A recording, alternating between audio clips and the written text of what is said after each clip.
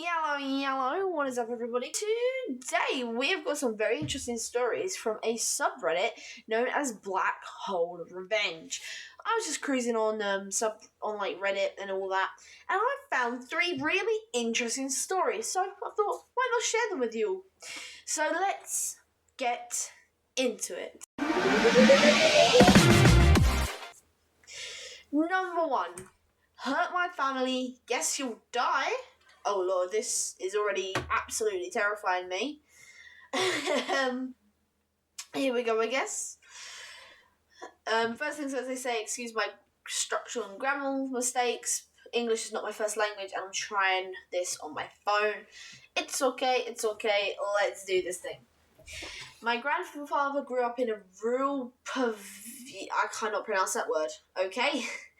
Town where only his family lived, very isolated from others. They lived about half an hour away from the nearest town. This story happened sometime in the 1940s, so quite a while back. As one assumes, everyone was close. This story is about one of my grandfather's many cousins. Let's call her Mary. She was 20. And her husband, Peter, 25. Mary's dad went away to work in the capital for a while, taking Mary with him. There she met Peter, fell in love and married. They returned to the town a couple of months after they wed. They rented the room at a local salon. Does that say salon? Isn't that the place where you get your nails done? I think that's the word anyways. Yeah, I think it's like an inn, probably, or like a hotel, or a motel. I don't know. Well, Peter worked with Mary's dad selling goods in the neighbouring towns to save money. Turns out Peter was an arsehole. Okay, fair enough. Not only did he cheat on Mary while he was away working, but he also severely beat her when he was home. That is not a healthy relationship. Even more than the standard at the time. Eventually, the owner of the salon, a distant cousin of Mary, noticed hereby called owner. So the owner is around 50. He confronted her and after a lot of prodding, she admitted to everything. She hadn't confessed before as her close family, especially her dad, opposed the marriage and she was ashamed to admit Peter was an abuser. Whoa. Don't know about the situation here, but you gotta tell your parents about that. Even if they didn't agree with the marriage, you don't want to lose. That is terrifying. Why would you want that? Anyways, let's keep going. Well, she wouldn't have to suffer much longer, oh lord, as the owner would take matters into his own hands. He liked to play a prank on newcomers. He would take them to the field, a half hour away, to hunt what he claimed was the most delicious bird he had ever tasted. Spoiler alert, the bird did not exist. It had a funny name that I can't remember. I think it was called sniping. They used to hunt for like a sniper bird, I think it was called. It was like nocturnal and all, so it's really difficult to get, but I think they did. Yeah. Right, let's keep going. It had a funny name, I can't remember. So I'll call it Birdie. Okay, Birdie it is. He would leave them in the middle of the field with a net while he went away to chase the birdies into the net. He would then walk back to town while the newcomer was kept waiting for the birdies. Eventually, the newcomer would return to town and be mocked and laughed at for buying the story. Just some good old rural town fun. Sounds more like bullying to me, but yeah, whatever. He had yet to prank Peter, as he was mostly away working and quote-unquote working. However, not for long, an opportunity presented itself. He was able to lead Peter away with the same story as always, but he didn't play the prank on him. Instead, he led him to a field 1.5 to 2 hours away, getting him drunk on the way, and then pushed him into a nearby lake where he drowned. He then returned to the town and claimed Peter had wanted to actually hunt the birds, not just wait. And it was hard to convince him otherwise, as a way to excuse his tardiness. So pretty much he murdered Peter. Peter's disappearance was noticed the next day by Mary's dad when he didn't show up to the house or work. And when he wasn't in the rented room, owner gave him excuse. The others at the salon, or inn, or whatever it is, and his wife corroborated his story, okay? A few days later, Peter was found drowned in the lake. It was concluded that while waiting for the birdies, he'd gone drunk, and when attempted to return to the town, he'd gotten lost and fallen into the lake. Unlike her husband, Mary's life ended on a happy note. She married a much nicer man, had 8 children. Jesus Christ, that's kind of mad. And bought a house in the capital where she lived until she died of cancer, Celia, whatever it says, in 2003. The amazing owner also had a happy life and died in the late 1970s. My grandfather only knew this story because he overheard owner telling Mary's dad the true story. Apart from him, no one else but the 3 of them knew. He told me one day I was asking about secrets about his small town. Yes, I like gossip. Well, I like gossip too, especially when it's really juicy stories like that. But that's just freaking mad. So let me get this straight. Because he was an abuser, the owner murdered him. Am I the only one who thinks that's a little harsh punishment? No? Just me? Oh, okay. Well, yes, we're on to story 2 now. Am I going to hell for this? I am going to hell for this and I do not care. By the way, guys, my favourite story is next, so don't go anywhere. Let's get through this one, and then we're on to my favourite one. Back when I was growing up, I always seemed to float between 2 worlds. In school, I would be considered to be a quiet nerd that was left alone. At home, hung out with a pretty rough crowd and was always getting into trouble. Between the drinking, the fighting, the drugs, oh lord, and other dumb crap, I always tried to keep those 2 worlds separate. I got busted to a different school due to being special ed. Really? Okay, fair enough. To keep in the 2 separate worlds was pretty easy for the most part.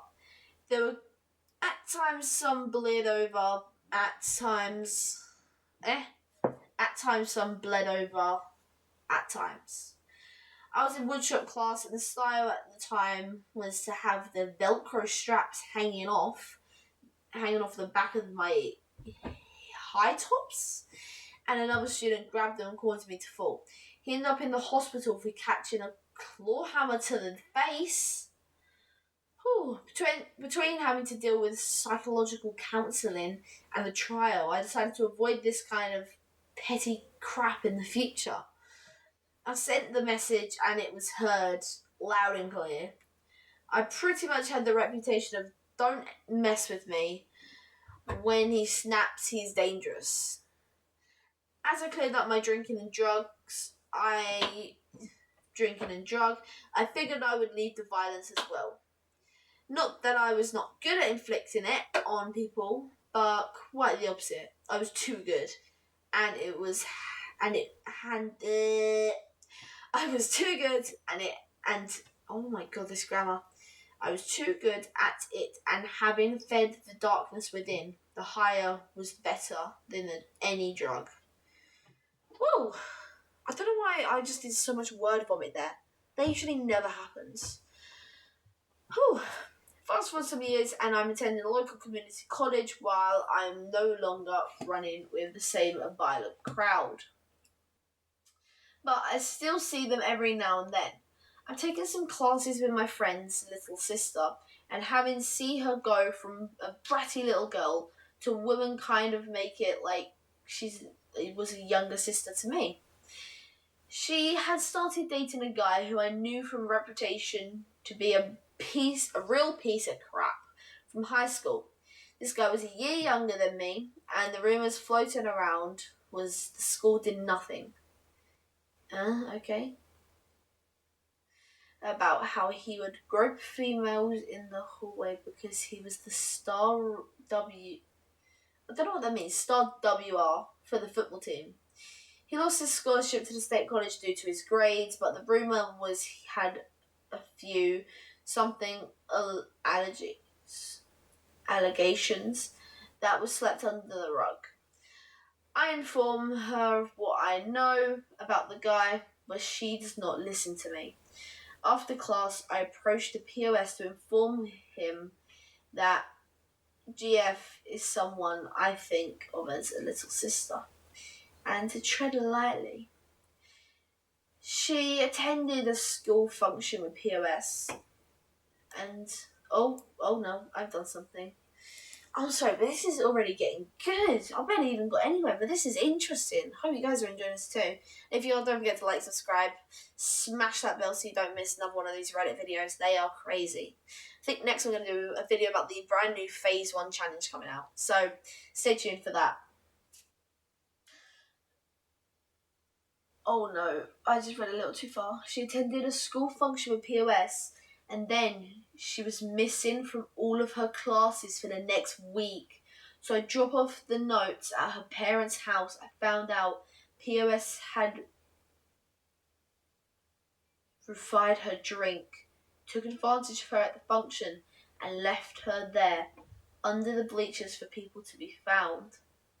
To make matters even worse, he gave her a few diseases. The revenge on my part was I knew where he parked for classes every day.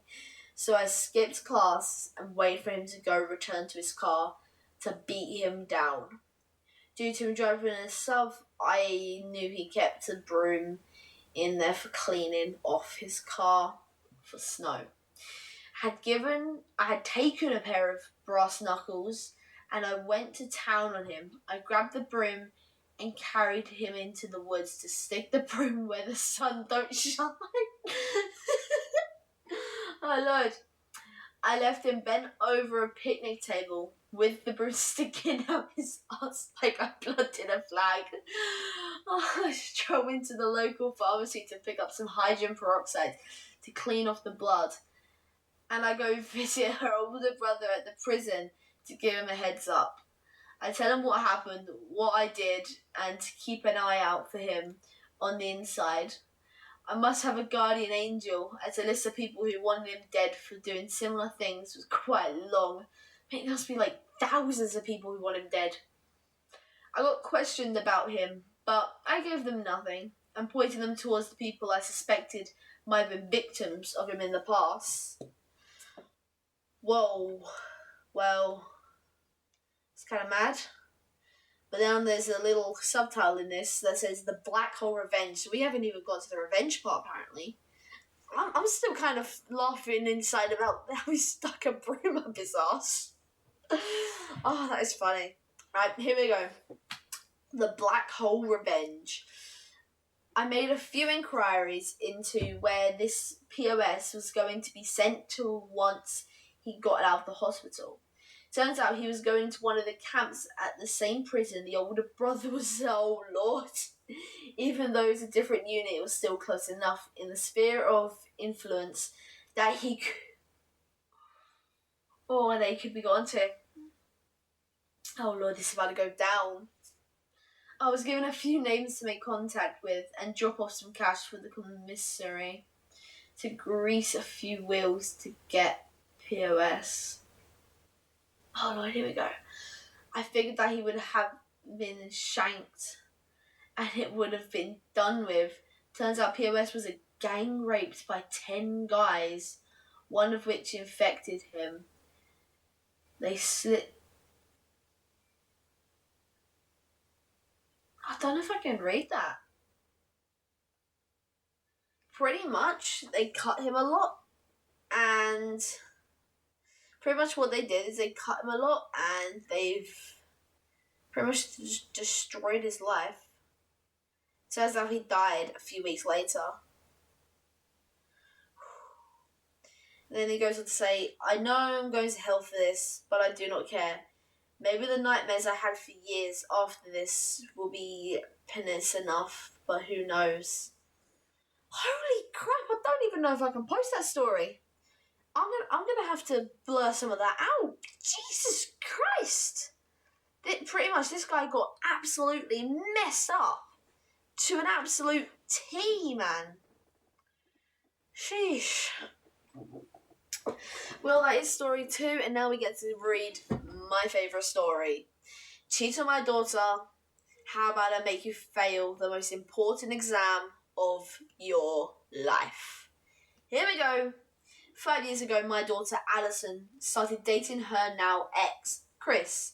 They seemed happy together, and I started to like him. However, they slowly started to drift apart, and he started acting distant to her.